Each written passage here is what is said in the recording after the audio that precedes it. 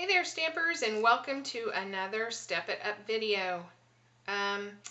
This week I'm going to do it just a little bit different because I don't really like my cards this week. And I just didn't have the time or energy to redo them. I just don't like them. So what I thought, I'll show you the three. Here's the step 1 and step 2 and step 3. There are components that I like about the card that I'm going to share with you, and maybe you can take it and run with it and create a gorgeous masterpiece, and I'd want to see it, but I'm not loving these. So I'm just going to show you what I did. I'm going to have to use another paper because I love, love, love my pear. My pear is all gone. I have no more. And most of what I used on these is from the Level 1 Hostess In Color Designer Series paper. So I just used another one. So I'm going to go ahead and get started. I'll show you the things that I like, and I hope you'll, just forgive me for showing you these cards. Okay, so we start with a crumb cake card base, and I love crumb cake. And then the next thing I did was I took a piece of Designer Series paper. This is the In Color, and it probably shows up on camera a lot better. And I did use the top note die, and I cut it out. I offset it, and then once it was adhered, I just trimmed off the excess. I took a piece of crumb cake cardstock, and I used my scallop trim border punch to create that little nice trim, and I just put it right over so it looks like this is tucked in. And then I used a little linen thread here.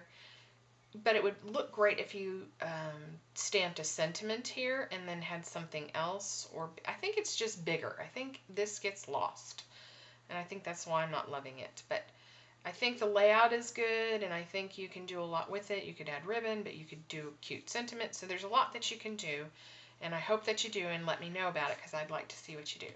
So that's the level 1, the step 1 card. Also, I wanted to say that I did add, I love the greeting card kid. This little girl's adorable.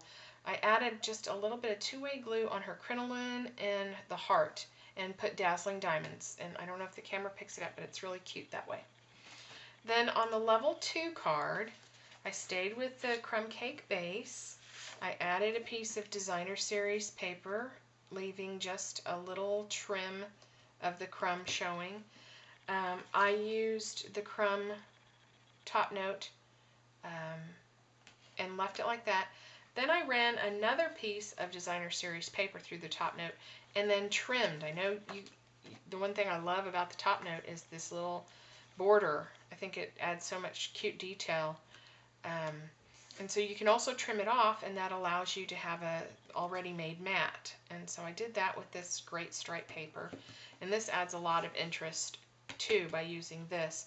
Again, I would trim off the excess just so it's peeking out there, and then use that same piece of crumb cake overlay to give it some place to go.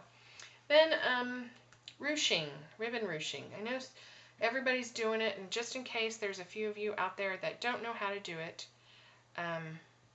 you take a piece. I've used almost every ribbon I can think of. I've used the seam binding, the taffeta. I've tried satin without a lot of work. That's really a lot of work, more work than I'm willing to do. And then I even did the poly twill stitch poly. Anyway, I'll show you in a minute. By far the seam binding and the taffeta is the easiest. You start by putting a knot in one end, and on the other end you're going to want to cut into a point like this, the edge, and you're going to start removing the horizontal threads so that you're only left with vertical threads.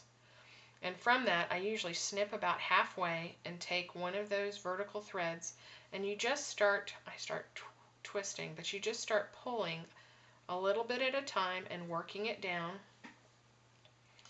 until you get this gathered ruching of ribbon. And it doesn't look very pretty if you leave it flat, and the ruching or the gathering of it hides that pulled thread but it's really what allows you to do this ruching. Anyway, it's really easy to do, and it looks so cute.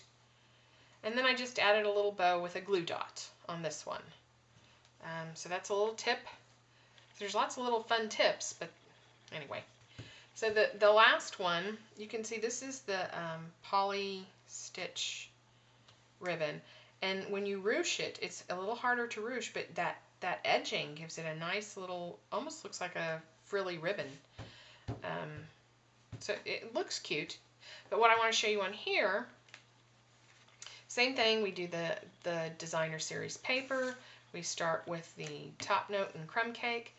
And what I did differently here is I took 1.5 by 1.5 inch squares of the designer series paper in whatever color you choose to use. I used just a little scrap and adhered it down. I am going to run it through your top note. You just want to make sure that you're getting end to end on the top note, covering it like so. And excuse me for a minute while I run it through my Big Shot quickly.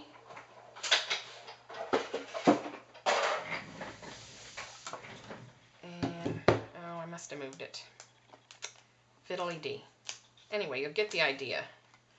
You just remove all the bits.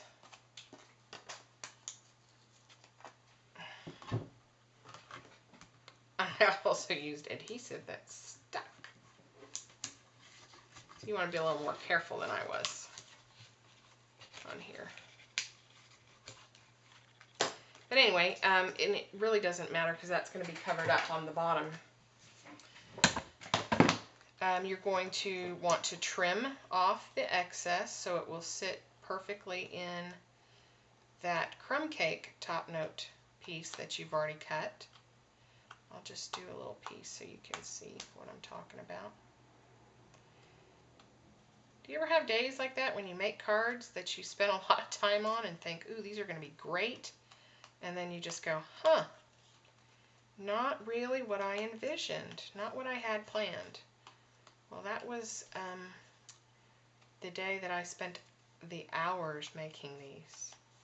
And I just had to go with it. It's been one of those weeks where I just didn't have time to redo the whole thing. But I hope that you guys will understand. They're not all winners. But anyway, maybe somebody likes them. Who knows? If you do, you let me know and I'll send them to you because they're going to go to a box. A file 13. Anyway, okay, so you get the idea. You just trim it off. I always go too long on these videos. And you get this really cute patchwork look, and I think it's really adorable. And then as an added detail, you'll probably adhere it down much better than I did, so you're not having this. As an added detail, I took my matte pack and my paper piercing tool. Where's my template? I've been making cards all day. Anyway, what I did is I put this on with the matte pack. Still searching for the template. And you'll use the guided template, excuse me, to do the holes like I've done here. And you just, it takes a little bit. I like making the holes, and I have a friend, Kelly, Denise Kelly, if you're out there, Kelly Bell we call her. She finds it as relaxing as I do, and so you're just going to make it look like stitching, and it gives you a really cute patchwork look. So I hope there's something helpful in this video that you can take away and make a beautiful card with, and I appreciate you giving me a pass this week. So I hope you all are doing great, and you have a great week, and I'll see you next week. Bye!